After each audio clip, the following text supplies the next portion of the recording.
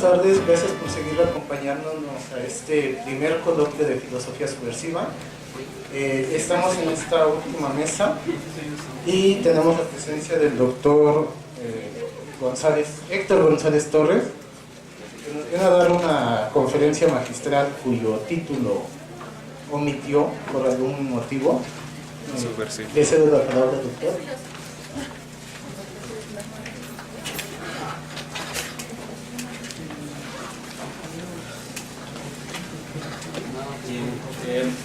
Gracias a todos por estar aquí.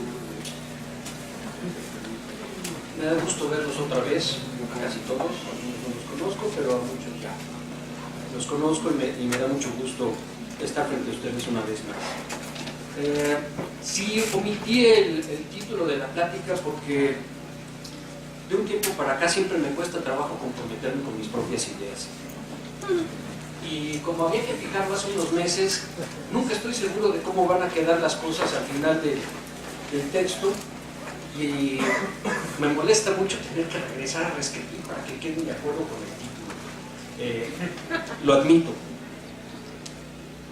Bueno,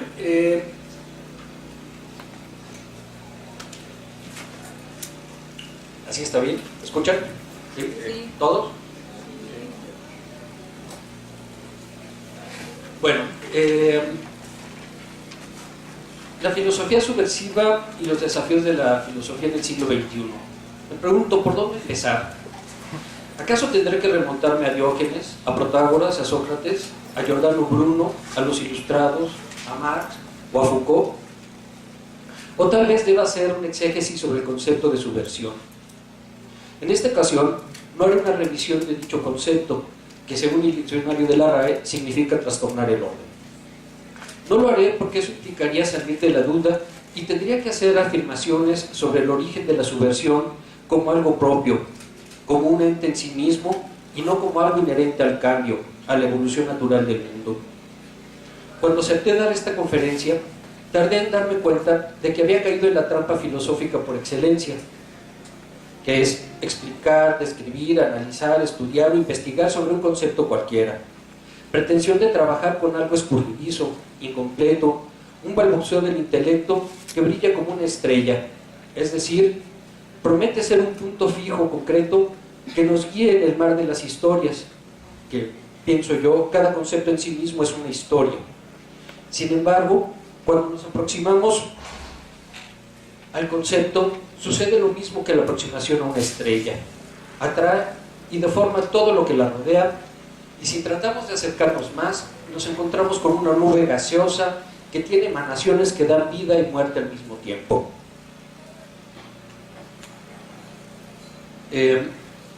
Pensemos, por ejemplo, en la lógica formal, en el positivismo lógico. Si nosotros pensamos en el positivismo lógico como la culminación del programa ilustrado, entonces estaremos pensando que el positivismo lógico es una forma liberal del pensamiento, que nos ayuda a salir de las doctrinas y el pensamiento monotónico adscrito a la autoridad eclesiástica. Sin embargo, si pensamos en el pensamiento lógico, en el positivismo lógico, como la vía para entender realmente, así con mayúsculas, las formas correctas del pensamiento, entonces estaremos matando buena parte de la libertad que nos traen nuestras ideas y las interpretaciones que podemos hacer acerca de los conceptos. No por ello queda fuera de esta idea los dos dogmas del empirismo, por ejemplo, de Quine, en los que ya nos dice Quine que no es posible quedarnos nada más con el lenguaje como fuente de comprensión de los conceptos, la forma de asir los conceptos. Tenemos que ir más allá. Entonces, cuando nos aproximamos al análisis exegético desde mi punto de vista, lo que hacemos es irnos sobre el poder de atracción que tiene el concepto para nosotros, el concepto en turno, y eso va a deformar nuestra visión de las cosas porque estamos dejando de ver otras cosas. Hacemos una elección. Esto que les estoy diciendo tiene su fundamento en la filosofía de John Dewey, en el pragmatismo deweyano, quien afirma que lo que tenemos enfrente no es lo dado, sino lo tomado. No es que no existe el mundo, pero para poder construir un análisis sobre lo que estamos observando, hacemos una elección. Y no es porque el mundo tenga los datos o lo dado ahí afuera. Bueno, cuando dije que cada concepto es una historia, no me refiero a la cronología del concepto, sino que cada concepto en sí mismo es una narrativa, pues no flota en el vacío del mundo de las ideas.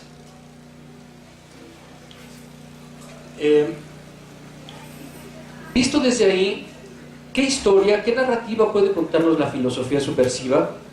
Sin duda alguna tendría que narrar la historia de diversos personajes, en su mayoría seres humanos, preocupados por dos cosas principales: el desarrollo y comprensión de las ideas en la introspección y en el diálogo con sus colegas por un lado, y la enseñanza de estas ideas por otro. Desde Protágoras y Sócrates como profesores de tiempo completo, consagrados ambos a la educación al mismo tiempo que al diálogo, la narrativa acerca de la filosofía subversiva vino de afuera. Ambos terminaron del mismo modo por razones harto similares. No fueron ellos quienes se consideraron a sí mismos subversivos. Nunca pretendieron alterar el orden social, al menos no explícitamente. Tomemos este hecho como guía, pues es la base para un análisis más allá de filósofos como los cínicos, como Rousseau o Marx, sin olvidar a Bruno. La pregunta más bien es esta: ¿la filosofía puede escapar a la subversión? ¿Acaso es posible ser críticos sin ser necesariamente subversivos? Por desgracia, las pretensiones de Karl Popper tiran por la borda lo que podría haber sido una respuesta del todo negativa. Haciendo de tripas corazón, seguiré con la misma idea. A pesar de Popper, estoy convencido de que todo trabajo intelectual en el orden filosófico genera momentos sorpresivos que nos permiten reorganizar nuestras creencias sobre el mundo y sobre las mismas ideas. En este punto introduciré un espacio comercial. Les hablaré de John Dewey. En estos términos, estoy pensando en términos de la filosofía subversiva como una forma de alterar el orden establecido. Desde el punto de vista de la filosofía de John Dewey, no es posible ni tener un orden establecido permanente, ni tener tampoco una subversión clara, aunque hay momentos más álgidos que otros. Para John Dewey, la vida es un continuo, un tren de acontecimientos en los cuales vamos de un acto a otro en una continuidad vital que no nos permite pensar o reflexionar sobre lo que estamos viviendo hasta que algo, puede ser una idea, puede ser un objeto, puede ser una circunstancia, nos impide continuar con nuestro tren vital. Cuando llegamos a ese punto, tenemos que detenernos y empezar a reflexionar. Dewey nos dice que hay varios niveles en los cuales podemos establecer esta reflexión, y el primero de ellos es el del hábito, el hábito mental o el hábito físico.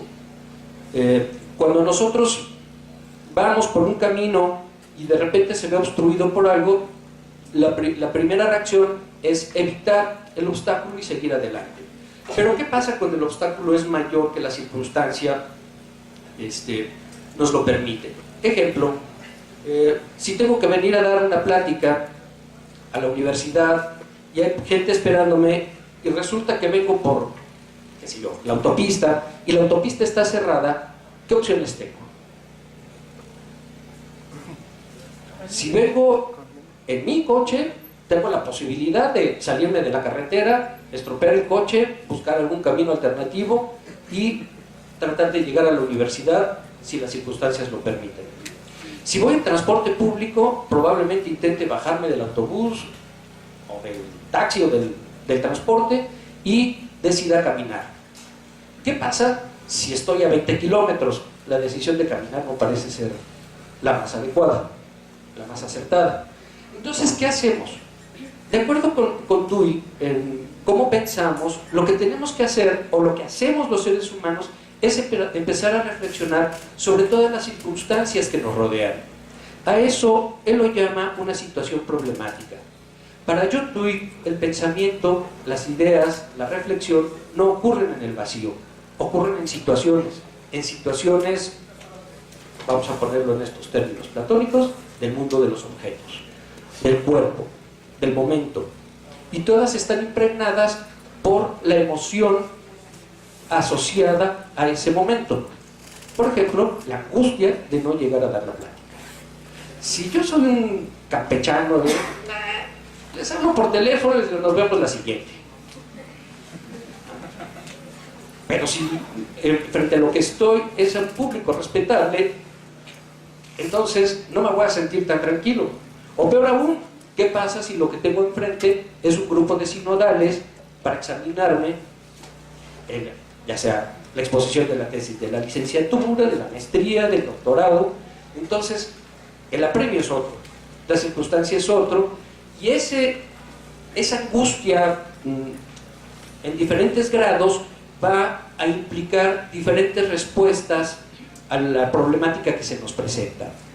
Entonces, tenemos desde el mero hábito de tratar de librar un objeto a el paso a una reflexión un poco más distante de la respuesta física, de la respuesta refleja, para ir elaborando pensamientos cada vez más complejos.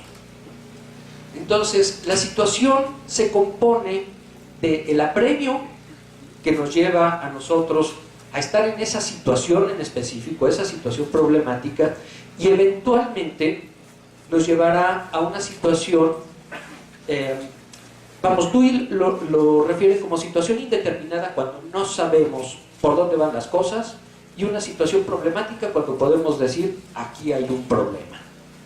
En el caso de que a mí no me hubiera importado la plática, no hay problema que resolver. Me quedo sentado en el transporte esperando a que despejen la carretera, y si da tiempo, llego. Si no, pues no. Puedo hablar por teléfono y decir, no llego, metan un orador emergente, por favor. Cosa que no sucedería si lo que voy a hacer es presentar mi examen doctoral, ¿no? O examen de maestría, o cualquier tipo de examen, pero algo que nos provoque apremio. Entonces la situación va a estar impregnada toda en sí misma de una emoción que va a guiar nuestros pensamientos y nuestras respuestas. Entonces, dentro del tren de vida que llevamos, tenemos una serie de mecanismos que son las emociones, que nos sirven para echar a andar respuestas o para frenarlas. En esa vía, el proceso de reflexión nos lleva a hablar de fines y medios. Esta relación entre fines y medios, en el caso del pragmatismo, es diferente de la tradicional, porque hay medios que son fines intermedios, y hay fines que pueden ser intermedios y fines finales. Ejemplo, si yo lo que quiero es llegar a presentar mi examen, ¿en qué momento llegar es un fin y en qué momento es un medio? Si yo estoy atorado y no puedo llegar hasta acá, es un fin a la vista o un fin intermedio poder llegar para poder presentar el examen. Después de presentar el examen, que es un fin final, ya podré decir que se completó esa situación o esa circunstancia. Pero si nosotros abrimos el abanico del tiempo, el lapso temporal, podemos decir, no, es que ese examen era para poder continuar en otro tren de vida. ¿Sí? Aspirar a una plaza, aspirar a un tipo de trabajo, comprometerse con un postdoc, qué sé yo, ese tipo de cosas que ustedes algunos ya conocen, ya pasaron, y otros espero que pasen por ahí algún día. Entonces, el punto es que al irnos acercando al fin intermedio o fin a la vista, estamos resolviendo lo que es una situación problemática, pero que nunca es definida en sí misma, no es terminal, siempre es provisional. Así, todo lo que vamos haciendo implica reflexiones sobre los fines que nos ponemos y cómo alcanzarlos. Para John Dewey, los fines y medios son dos productos del pensamiento, son dos productos que se correlacionan entre sí. Los medios son medios de los fines y los fines son en virtud de los medios. Entonces, tratar de alcanzar una finalidad o un fin para John Dewey es un ejercicio deliberativo en el que el cambio es la base. la transformación es la base. ¿Para dónde vamos? ¿Qué es lo que pretendemos? ¿Es adecuado lo que estamos haciendo o no? En ese sentido, tú probablemente peque de inocente, de naïf, porque muchas veces el apremio por obtener el fin que creemos final nos impide ver más adelante otras cosas. Y no es que sea inocente en términos sociales, sino en términos de lo que a él le gustaría que fuera la filosofía. Para Dewey la filosofía es la crítica de la cultura. Y en ese sentido, todo quehacer filosófico siempre será una forma de cambio permanente. No es una forma de cambio radical, aunque a veces tengamos que tomar medidas más radicales, pero los cambios son progresivos y constantes en nuestra vida. Desde ese punto de vista, la subversión para John Dewey tiene que ver más bien con cómo alteramos algo que requiere soluciones más drásticas. Y desde ese punto de vista, por ejemplo, para Dewey, una de las cuestiones más importantes, tal como lo mencioné dentro de las actividades filosóficas, era el de la educación. John Dewey se preocupó tanto por la educación, por transmitir formas, lo voy a poner en estos términos porque son los que él utilizó, correctas de pensamiento, pero por formas correctas de pensamiento no se refería a la lógica formal, sino a la forma experimental de pensar, que nos lleva a que lo llevaron a él a desarrollar todo un sistema educativo. ¿Qué es lo que se debe de enseñar? Para Dewey, por supuesto, los temas que se deberían de enseñar son las formas del pensamiento, donde cada individuo desarrolle sus propias capacidades y sus propias formas de pensamiento ante problemas reales de la vida y no problemas prefabricados para poder resolverlos didácticamente en clase. Todos los libros de texto que tienen su apartado de ejercicios al final son un ejemplo de todo lo prefabricado. Decía Dewey, ¿para qué prefabricar problemas cuando tenemos problemas? Esa prefabricación de problemas nos desvía de los problemas. Entonces, ¿por dónde vamos a atacar los problemas? Y pues primero por la educación. Y entonces desarrolló el sistema conocido como el sistema Dewey de educación, en el cual se estimula a los alumnos a que piensen por sí mismos, a la independencia de pensamiento. A Dewey no le iba a suceder lo que le sucedió a Sócrates, ¿verdad? De lo contrario no tendríamos el sistema Dewey de educación. Las consecuencias en este sentido de la subversión, ojo, hasta la fecha en el pensamiento de John Dewey lo tienen colocado como el enemigo número uno, el enemigo público número uno en el cinturón de la Biblia. Son todos estos estados del centro de Estados Unidos, Texas, Arizona, Nuevo México, y un poquito más al norte, ahí Kansas, Arkansas, donde se dice que el libro único es la Biblia y solo hay que referirse a la Biblia. Entonces, esa forma de pensamiento sigue vigente en estos estados. Y yo me pregunto, ¿solo en esos estados? ¿El desafío de la filosofía ha cambiado de Sócrates hasta la fecha? La relación que tenemos con el mundo y la forma de conocerlo, de representárnoslo desde el punto de vista filosófico, nos lleva desde la perspectiva de John Dewey a un cambio constante. ¿Cuáles son los peligros del cambio constante? Pues no son los de la evolución como progreso del conocimiento y una experimentación de la vida. A veces tendemos a tomarnos la vida demasiado seriamente y como filósofos nos gana. Tal vez una perspectiva más lúdica de la vida podría ayudarnos a saber que lo que vivimos es una experimentación. Y en ese sentido, Dewey nos dice que la filosofía debe de traer a su metodología las formas de la ciencia. ¿Por qué? Bueno, hoy en día nos parecería escandaloso decir, ¿por qué la filosofía va a traer las formas de la ciencia? De la ciencia, y por ciencia entiéndase física. Dewey fue producto de su tiempo.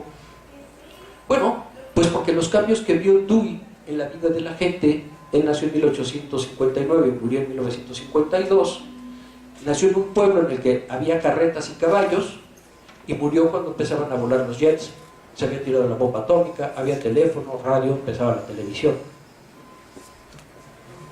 Entonces, todos los cambios tecnológicos que le tocó ver a Dewey, incluidas las vacunas, la formación de hospitales, la institucionalización de la educación, aunque ahí, bueno, no podía ser el incongruente con su postura de desarrollar todo un sistema educativo y luego decir que la educación institucionalizada no es buena.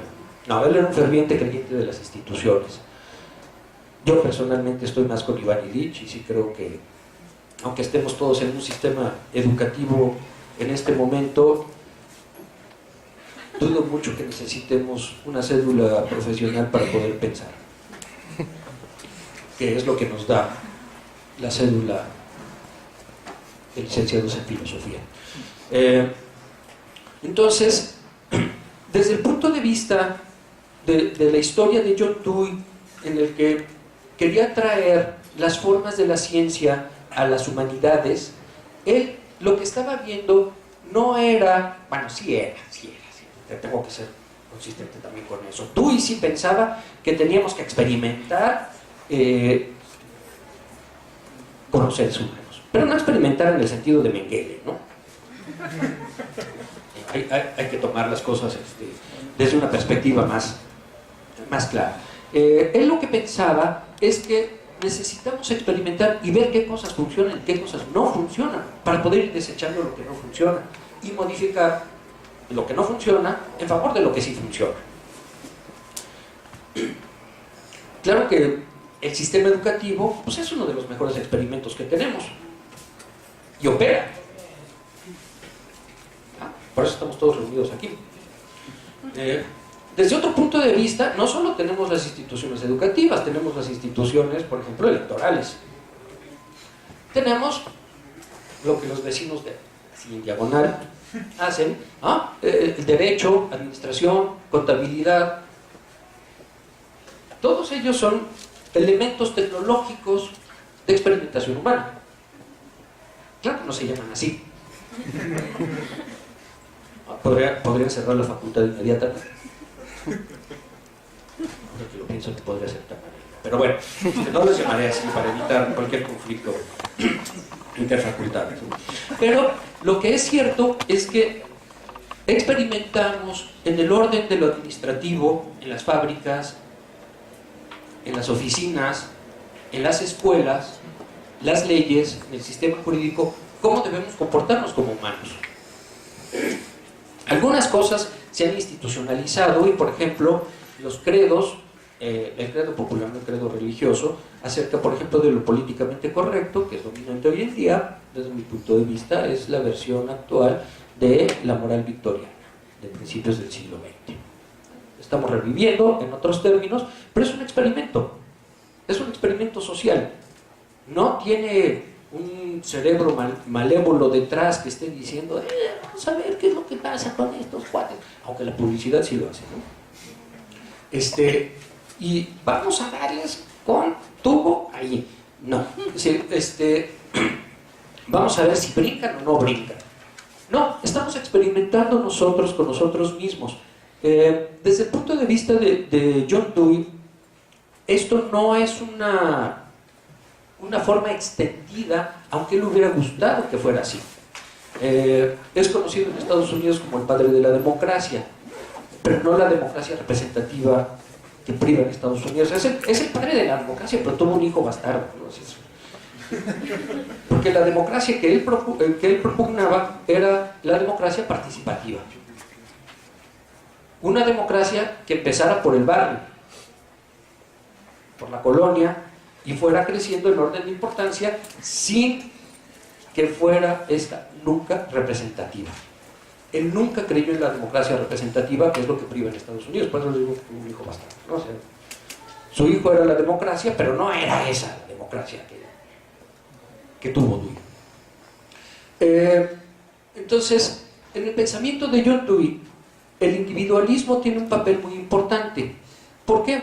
Porque decía, el individualismo es el fin final, no es el fin intermedio. ¿Qué se debe de entender por esto? Pues se debe de entender que el bienestar común, a través de lo que él denominó hace un siglo democracia participativa, iba a dar por resultado el bienestar de cada individuo.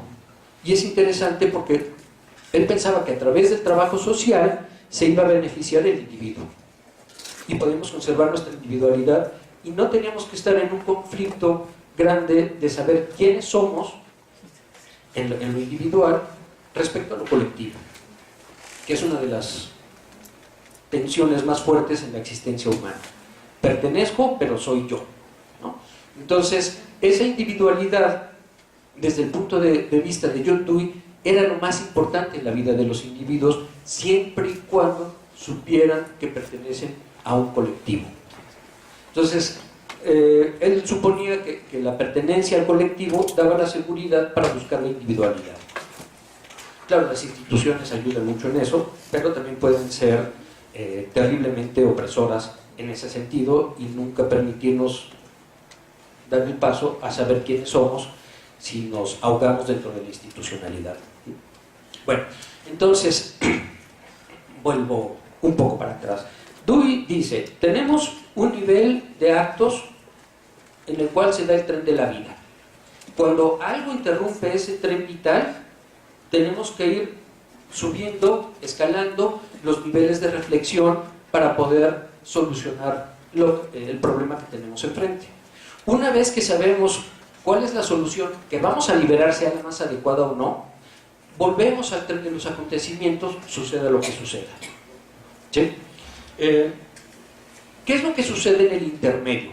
Bueno, en el intermedio tenemos reflexiones, pensamientos y vamos guiando ideas hacia la solución de nuestros problemas, pero la brújula para la solución de esos problemas no se halla en lo conceptual, sino en lo emotivo. Ya les decía yo, el caso de tener que llegar a dar una plática, si no puedo llegar, depende de todo lo que yo tenga en juego en ese momento, es lo que va a determinar qué tipo de solución voy a dar. ¿Sí? Entonces, el poder fijar esos objetivos, lo que dice Dewey, es característico de la cultura, porque esos objetivos son los fines. Y los fines a la vista son productos culturales, al mismo tiempo que psicológicos. Es decir, la importancia del grado a nivel académico de un doctor y alguien que quiere ir a presentar su examen y se encuentra con un bloqueo, es algo que pertenece íntegramente a la cultura en la cual está viviendo el individuo. Si es una persona que tiene que llegar para arreglar una tubería que tiene filtraciones, el problema es otro. Si es alguien que va por su segundo o su tercer doctorado, el problema es otro.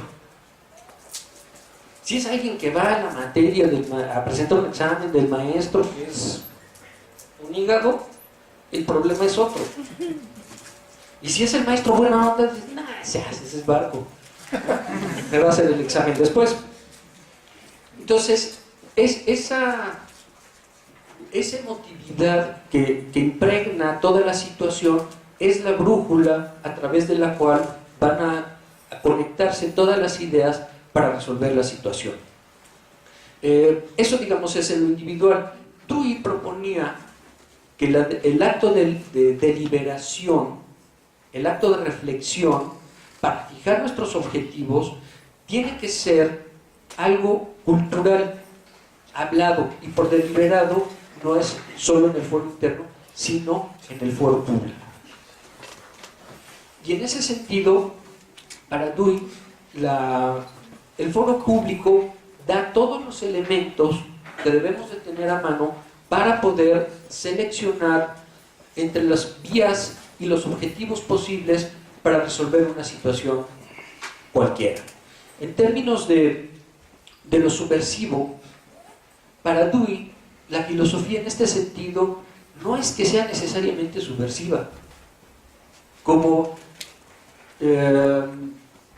centro de atención, como centro de conocimiento, en el sentido de la reflexión más refinada, no exenta del mundo, no alejada del mundo, tiene por premisa básica el foro, para poder establecer en términos de diálogo común aquellos elementos que nos permitan llegar a soluciones comunes. Pero él estaba convencido de que para poder llegar a esas soluciones comunes tiene que haber un mínimo de educación. Y el mínimo de educación, y él sí lo pensa, oscilaba un poco. A veces decía que tenía que ser la educación escolarizada, a veces afirmaba que tenía que ser la educación del hogar y de la cultura a la cual se pertenece. Entonces podemos pensar, como ejemplo, en la autorización de los organismos genéticamente modificados, los transgénicos, que un diálogo entre especialistas al respecto deja fuera a aquellos participantes que se ven más afectados por una decisión de ese tipo. ¿Sí? Si se arregla en un cabildeo en la Cámara de Diputados, en la Cámara de Senadores, con doctores en biotecnología, biología molecular, en botánica, ¿cuándo vamos a poder hablar de los efectos que tienen las comunidades campesinas? ¿Sí? Entonces, es el poder actuar, para Dewey tendría que ser actuar en los dos niveles sin discriminar uno de otro. La voz del especialista tendría que ser una voz, no la voz. De ese modo, la vida democrática, la vida participativa es posible cuando la educación escinde los intereses sociales. En ese momento estamos ante un problema no pequeño, porque lo que estamos haciendo es alejarnos del interés común, y alejarnos del interés común nos aleja de los contenidos comunes que podrían fortalecer o conformar la democracia participativa.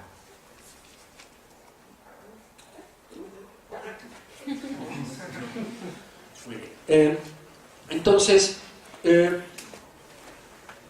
sí, soy deweyano hasta cierto punto, no comparto todas las ideas de John Dewey, pero buena parte de ellas sí. Me gusta la idea de la experimentación, porque si nosotros la tomamos hasta cierto punto como una cuestión lúdica, tenemos más posibilidades de experimentar con la vida.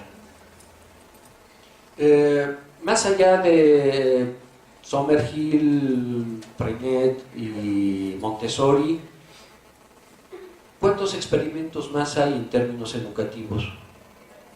¿Alguien sabe? Sí, la tercera ola en Estados Unidos. La tercera ola.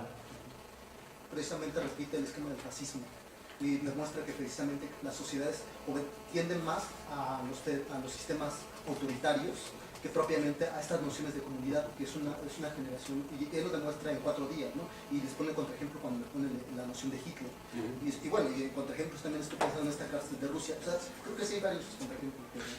Sí, pero quiero decir, ¿cuántos tenemos en total? ¿Los podemos contar con una mano? ¿Mande? Freire, sí, la educación activa, Freire, Freinet, Hermínio Almendros, ¿no? Por un lado. Pero quiero decir que hemos experimentado muy poco con la fase educativa. Waldorf.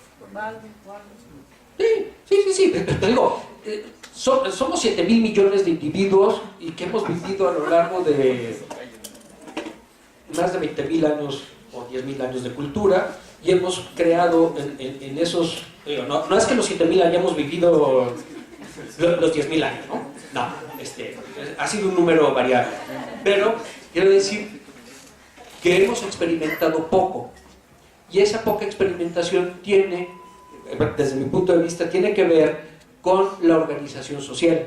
Si nosotros estamos depositando lo que antes era prerrogativa de las familias en el Estado, entonces estamos cediendo en buena parte a que no haya tantas posibilidades educativas. Hasta el siglo XIX prácticamente toda la educación era responsabilidad de la familia. Se aprendía a leer en casa, se aprendía a escribir en casa, se aprendía a multiplicar, a sumar, a restar en casa, y claro, en las casas donde no se sabía, pues no se sabía, ¿no? Y el siglo XIX en ese sentido marca una diferencia con las escuelas rurales, con las escuelas como la de María Montessori, Celestín Freinet, que empiezan a agrupar a los hijos, sobre todo de los trabajadores, porque las clases pudientes seguían educando en casa a sus hijos. Contrataba una institutriz, un maestro, iba a la casa y educaba, y ahí le enseñaba personalizadamente todo lo que tenía que saber. Entonces la casa era la escuela, para bien y para mal. Pero lo que quiero decirles es que en términos de Dewey, para comprender un poco lo aberrante que nos resulta hoy en día su postura acerca de aceptamos traer de las ciencias naturales y de la institucionalización aquellos productos que son buenos, de algún modo, que han mostrado ser eficientes, eficaces y al mismo tiempo darnos resultados que todos podemos ver, aquello que es deseable. Dewey no hablaba del bien en este sentido, sino de lo deseable, que es lo que deseamos como sociedad, como cultura. Pues claro, para Dewey, por ejemplo, la institucionalización de la educación y de la medicina trajeron beneficios que no existían. ¿Y por qué no los incorporamos a esta visión de las humanidades? ¿Por qué mantenernos alejados de otras formas de pensamiento que pueden parecernos tal vez repulsivas desde un punto de vista, pero desde otro punto de vista a lo mejor estamos más hermanados con los vecinos de acá, no tanto con los de allá, sino con los de acá, o sea, con los de ciencias, con una visión más, vamos a ponerlo en estos términos, liberal.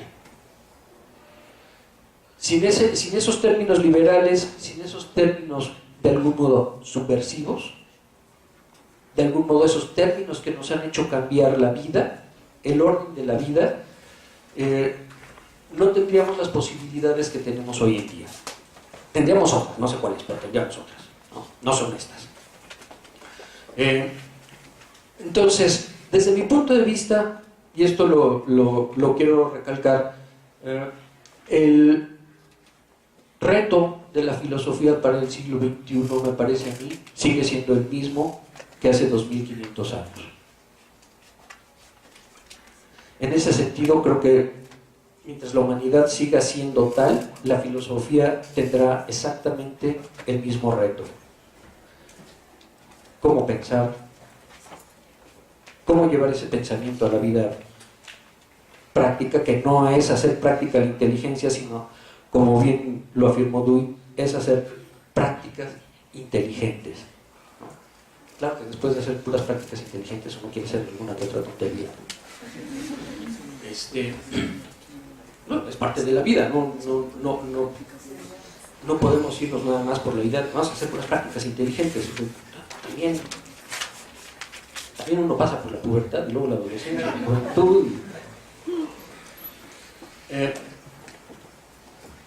A este respecto, a mí me gustaría traer en este momento a colación dos elementos que no pertenecen típicamente a la tradición filosófica, que es el pensamiento de Lao Tse y el libro de las mutaciones de Li Ching. Desde el punto de vista de Li Ching, que es previo al libro de Lao Tse. De hecho, se afirma que el I Ching es el libro fundacional de la cultura china y del cual se tiene más o menos 5.000 años de antigüedad. No se escribió todo hace 5.000 años, sino que se fue escribiendo a lo largo de 5.000 años.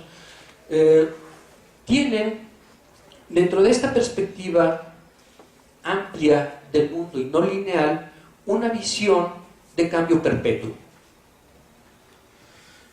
De cambio perpetuo, pero cíclico, en el que cada ciclo se repite más o menos del mismo modo que el anterior, no exactamente igual, ¿no? Dewey define hábito de un modo bastante interesante cuando dice que un hábito es una limitación a una fluctuación promedio. Es decir, el hábito es aquello que se repite más o menos igual dentro de ciertos límites. Más o menos todos los días nos levantamos a la misma hora, más o menos todos los días nos acostamos a la misma hora, más o menos venimos a clase y más o menos estudiamos del mismo modo todos los días, ¿no? Se acerca la época de exámenes y más o menos estudiamos un poquito más, y viene la época de trabajos finales y más o menos trabajamos más que el semestre anterior, si las circunstancias lo permiten. Si no, pues igual o menos, pero dentro de una fluctuación, ¿no? Uno estudia menos y reprueba. Entonces, esa fluctuación promedio, interpretada desde el punto de vista oriental, es una forma en la cual los ciclos que se repiten no son exactamente los mismos, pero aún así son cíclicos. Nosotros llamamos primavera siempre a la misma época del año, en la cual aproximadamente tenemos los mismos eventos. Las posiciones de las estrellas en el cielo son más o menos las mismas, la temperatura en la Tierra es más o menos la misma cada año, y va fluctuando. Y esa fluctuación en un cambio constante me permite a mí, ahora sí, el que habla es Héctor González, ya no John Dewey, todos los jitomates y los huevos pueden venir a su servidor, ¿no? En caso de que no les guste. Entonces, ¿qué es lo que tiene de importante esto? La adaptación a las fluctuaciones.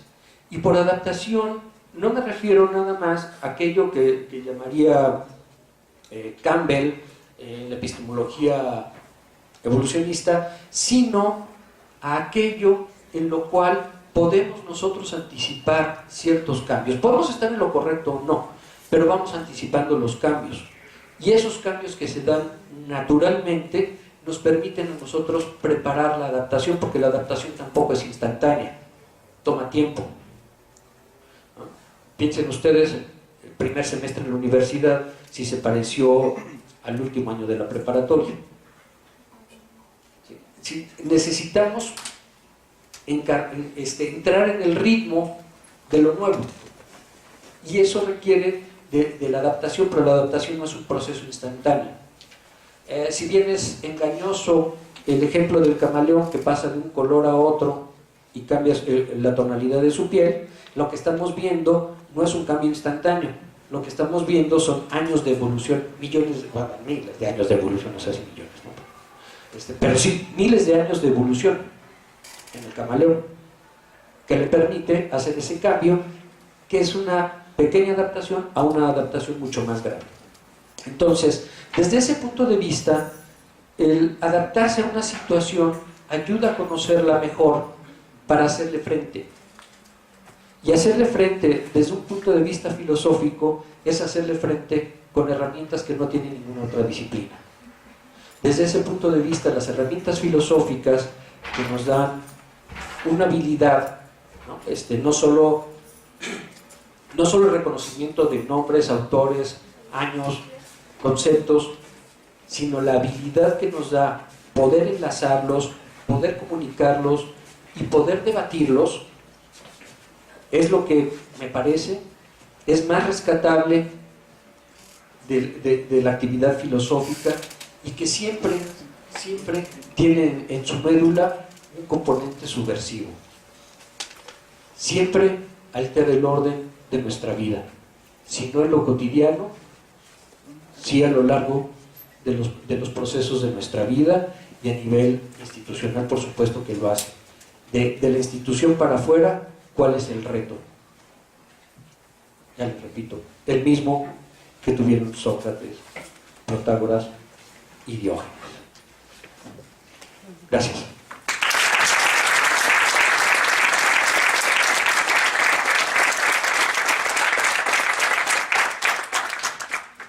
Muy bien, ¿tenemos alguna pregunta para...?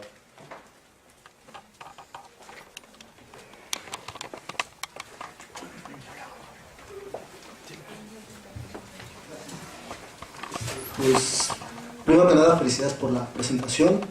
Qué bueno que se retome a esta noción de Dewey. Sin embargo, yo sí criticaría fuertemente muchos de los postulados de Dewey, ¿no?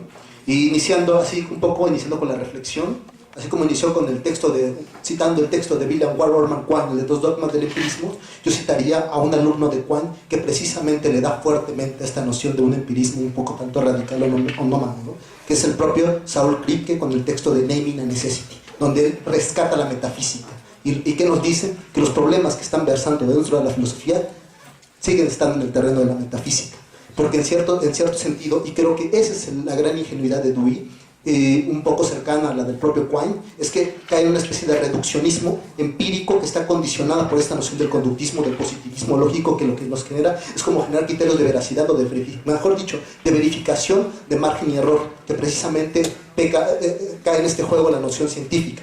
Y es la primera crítica por la que quiero iniciar, ¿no? ¿Por qué? Porque usted mencionaba respecto de que hay que generar formas de experimentaciones sociales. Ok, parecería ser que efectivamente ese sería un margen para ver cómo se comporta el ser humano, por así decirlo. Sin embargo, ¿qué es lo primero que emerge? Las cuestiones éticas.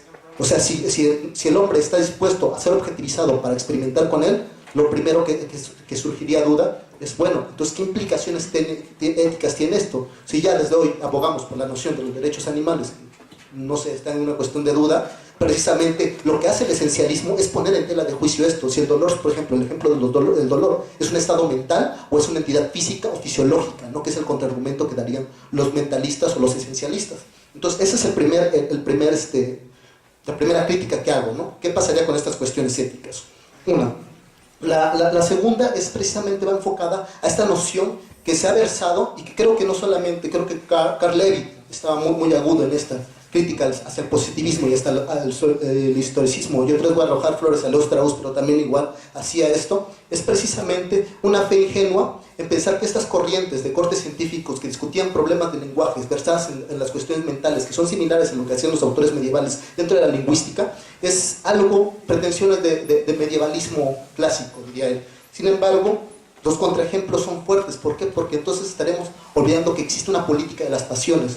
Y esta es una crítica fuertemente, y ahí es la segunda crítica, al liberalismo, que presupone precisamente que vivimos bajo un criterio de racionalidad y bajo un contextualismo que prácticamente se establece, que por eso diría, se me fue el nombre del autor de Anarquía, Liberalismo y Estado, que precisamente critica y habla que hoy discutir hoy, ¿por qué? Si decimos que no hay que discutir de Rawls, habría que decir por qué razón no hay que discutir de Rawls. Sin embargo, la vía de escape, yo creo que los críticos fuertes, como lingüistas, como Jacques Lakoff, que el lingüista, le diría precisamente, cuando él no dice no pienses en un elefante, te dije que no pensaras en un elefante, estás generando un concepto, ¿no? O sea, esa noción de conceptualización está cargada de contenidos ideológicos, contenidos, etc., que precisamente van a regular el comportamiento, y un poco ahí se abonaría con la crítica que hacía el compañero en la vez pasada sobre Foucault, a una especie de normatividad. Sin embargo, ¿qué pasaría con tesis precisamente, ya que habían citado a Rancière, que apuestan por una noción estética que subvierta al individuo, pero mejor aún, yo citaría al antropólogo Clastres, que ¿qué dice? A partir de estas nociones antropológicas, entramos al terreno de la filosofía, y lo que nosotros llamamos orden institucional precisamente será un condicionamiento social. Tan es así que entonces volvemos a lo mismo, vivimos en una ingenuidad suponiendo que el liberalismo nos ha generado esos esquemas de libertad, y como contraejemplos, y con esto cierro, podemos tener la película de Whiplash de Cannes, donde vemos cómo aquello que parece disciplina lleva al caos del protagonista, y curiosamente lo que lo hace que resalte su pasión. Bueno, voy a empezar por la segunda, ahorita voy contigo, Carlos, nada más. Sí, estoy de acuerdo contigo el segundo comentario totalmente, no creo que sea una participación netamente contraria al pensamiento duyano. Yo lo que digo es que por su época él vio la institucionalización que convirtió las vacunas a través de los sistemas de salud en una vía de salud pública, ya no una salud privada sino una salud pública. Hasta ahí me quedo con esa parte. La educación al alcance de la gente, también me quedo con esa parte nada más, porque yo comparto la idea de que lo que entendemos con la institucionalización, la educación, la salud, como bien lo apuntó Iván Illich, es a formas de adiestramiento, si quieres tú. Estoy de acuerdo con esa parte.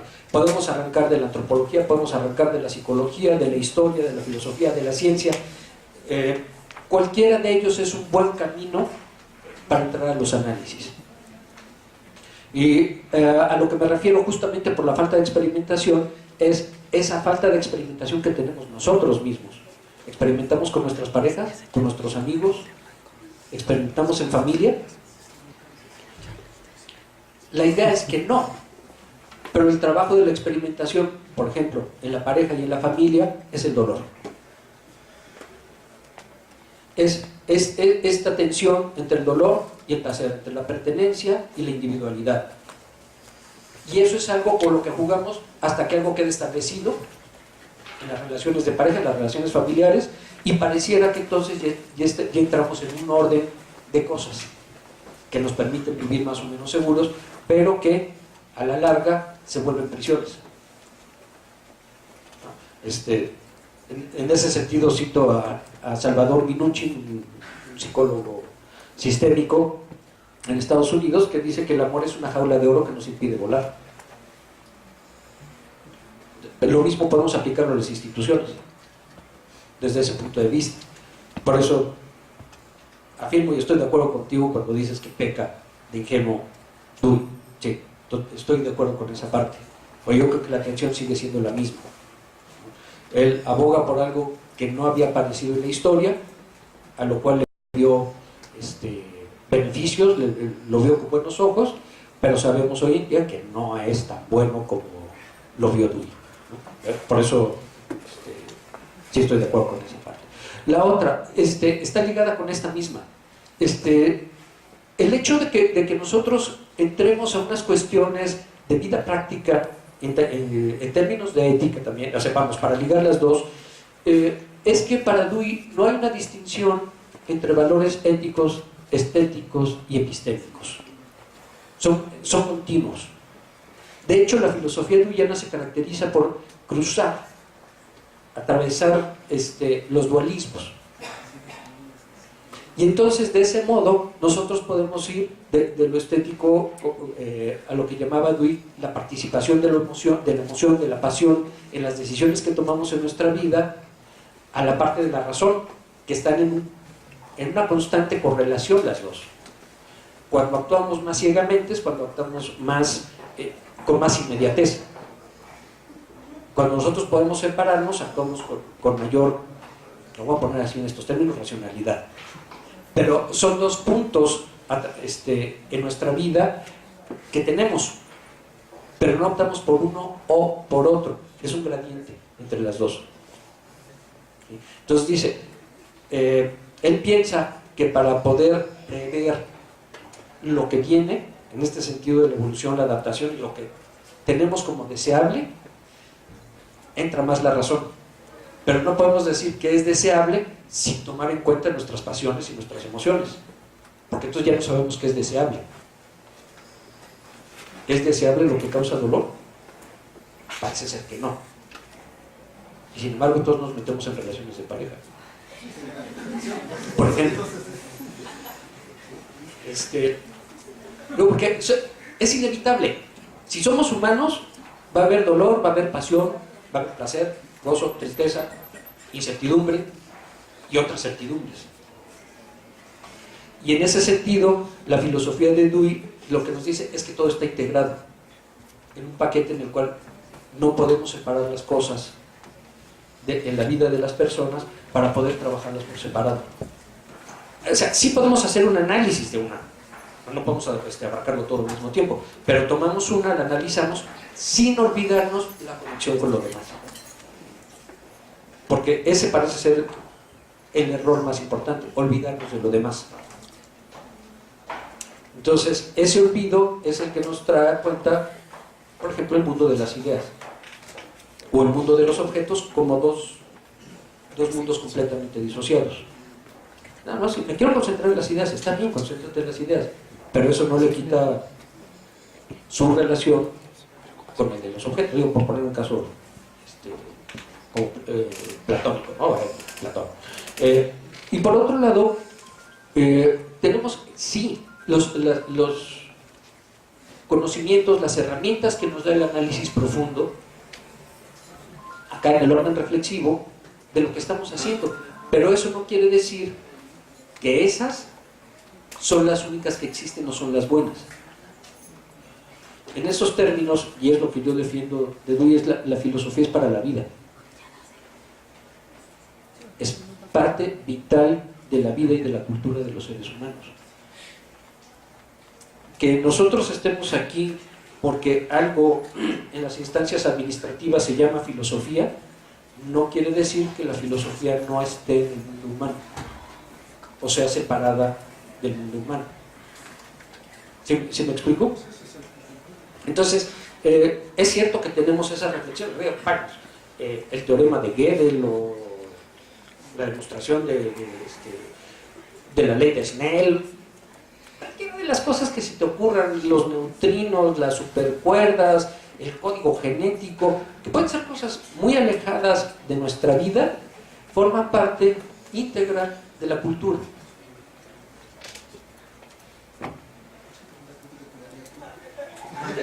Es la crítica que fuertemente le haría precisamente con la noción de paradigma. Hay dos comunidades científicas que llegan a la solución del mismo problema, pero ¿cuál tiene más validez o más validez? Aquella que curiosamente podría tener mejor estatus económico, mejor relación política, y en cierta manera, ¿hasta qué punto eso no sería una construcción ideológica similar? Y esa es por eso la crítica es fuerte, similar a la teológica. No, a la teológica y a la política. Pero son criterios metafísicos, por eso citaba un poco a Kripke, ¿no? Sí. El problema, Sí. No erradica la metafísica. Si bien Rorty defiende que Dewey abandona la metafísica, no creo que Dewey hubiera estado de acuerdo con Rorty en ese punto. O sea, para Dewey la metafísica tiene un lugar importante, aunque le cambia de nombre. Él prefiere llamarla cultura. Hola, ¿qué tal, Héctor? Me gustó mucho tu ponencia. Nada más, bueno, yo quería como comentar, bueno, precisamente, por ejemplo, he estado estudiando un poco ahorita lo de mayo del 68, que me ha estado interesando, y yo, por ejemplo, la cuestión de, por ejemplo, Luis Althusser, que él decía que su práctica, él intentaba hacer de su práctica una práctica científica y alejarse de la ideología, pero en cambio surge el mayo del 68, y por ejemplo el Partido Comunista Francés, al que pertenecía Althusser, acusa a los estudiantes de ser pequeño burgueses e ideologizados que no entienden cómo se debe hacer la política.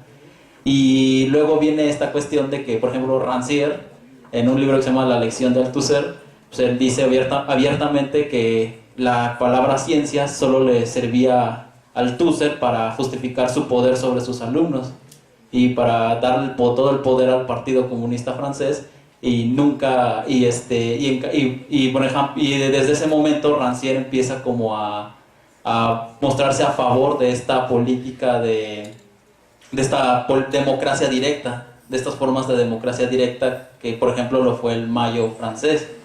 Pero luego me hace ruido porque luego a las críticas que se siguen haciendo ahora al Mayo francés es que muchos de los chavos que estaban ahí, que eran trotskistas, guevaristas o anarquistas o algo así, con el tiempo no solo dejaron de ser gente digamos revolucionaria, sino que se volvieron personas incluso que ahora están en el frente derechista de Le Pen, en Francia al menos, y en otros países y ocurrió lo mismo. Por ejemplo, aquí Luis González de Alba, que fue líder del 68 y que ahora ahora casi felicita a la Policía Federal, al Ejército por haber desaparecido a los normalistas. Un poquito le falta para decir eso. Y por ejemplo, luego me llamaba la atención esto de que el cambio constante de esto que siempre pasa, pero es que yo pienso que luego, por ejemplo, hay acontecimientos traumáticos que ocurren en la vida de alguien que lo obligan a que ya después de ese trauma ya no puede ser la vida igual. Y es a un individuo, después de haber vivido un trauma, le cuesta trabajo volver a reactivarse, volver a operar, digamos, incluso mínimamente. Y digamos, pensemos en una persona que ahora se dan mucho, por ejemplo, pensemos en el caso de los sirios que tienen que escapar a Europa, pues, o sea, ¿cómo van a y si ves que pueden quedarse a vivir ahí, ¿cómo van a volver a vivir mínimamente su vida? O sea, porque de plano muchos de ellos se las destruyeron, pues.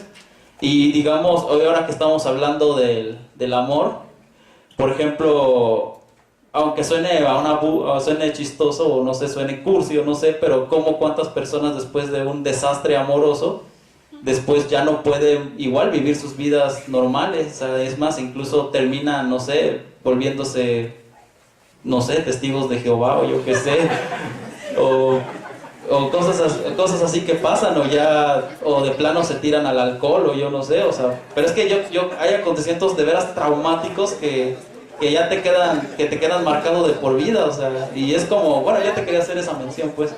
Bueno, es todo, doctor, me gustó mucho tu conferencia. Gracias, Carlos. Sí, indudablemente que sí, ¿no? Antes la costumbre era que las mujeres despechadas se volvían monjas, ¿no? Era la costumbre, o algunos hombres se volvían monjas. Sí, indudablemente que lo que te da la vida, a lo que te enfrenta la vida, tiene que ver con los recursos que tienes y cómo estos se ven afectados. Pero, vamos, podemos pensar en traumas de ese tamaño, o podemos pensar en traumas más pequeños, en ese sentido, como por ejemplo, voy a tocar un tema espinoso, pero no tener el promedio suficiente para poder entrar a un posgrado. Soy paz. Ahí hay una puerta cerrada. ¿Qué haces? ¿Qué haces con tu vida? ¿Para dónde la encaminas? ¿Se acabaron las opciones de vida? Porque, vamos, estuve despotricando de los vecinos de acá al lado, ¿no? Pero puede ser una opción, dependiendo de lo que quieras.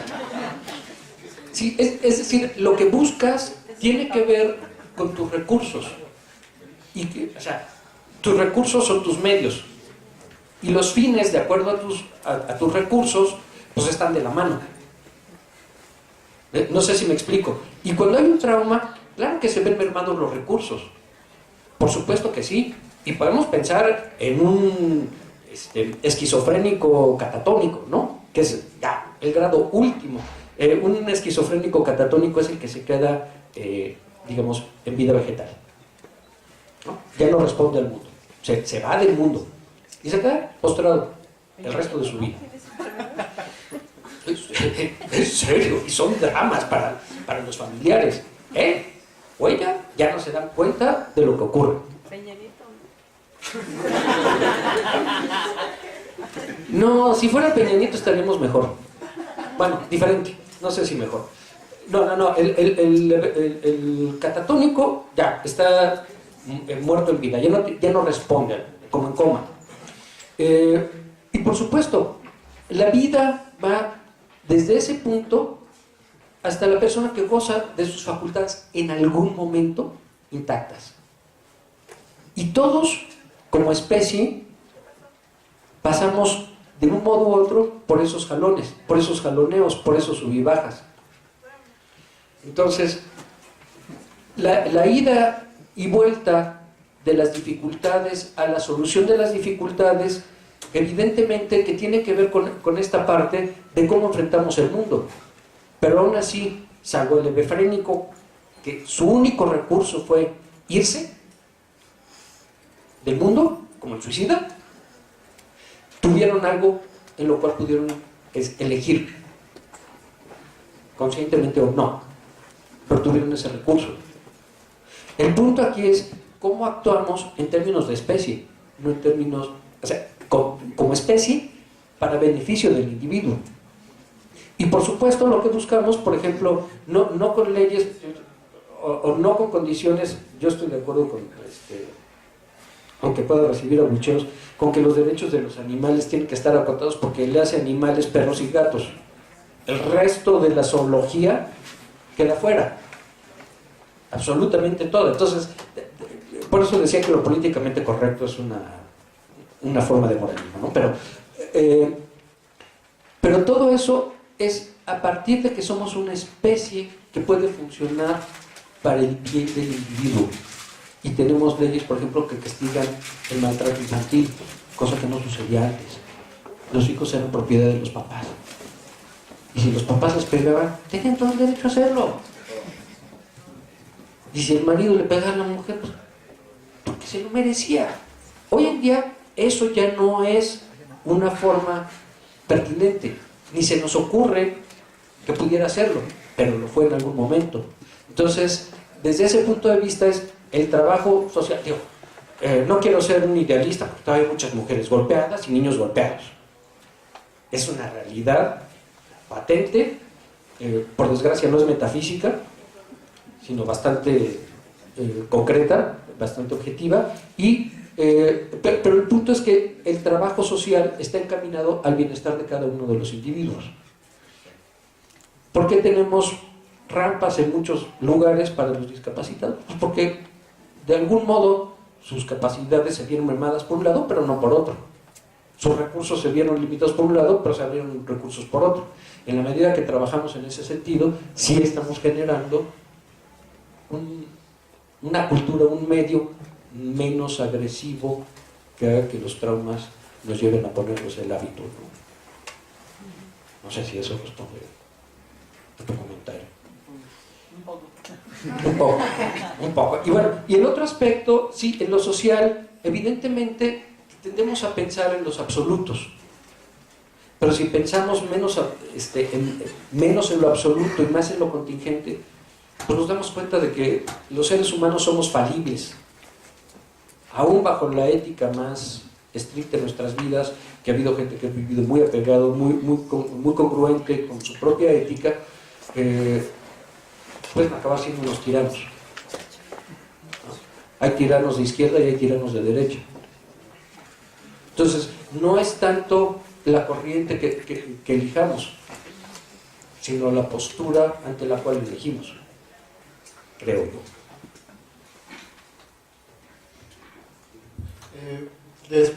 Pido un fuerte aplauso para el doctor.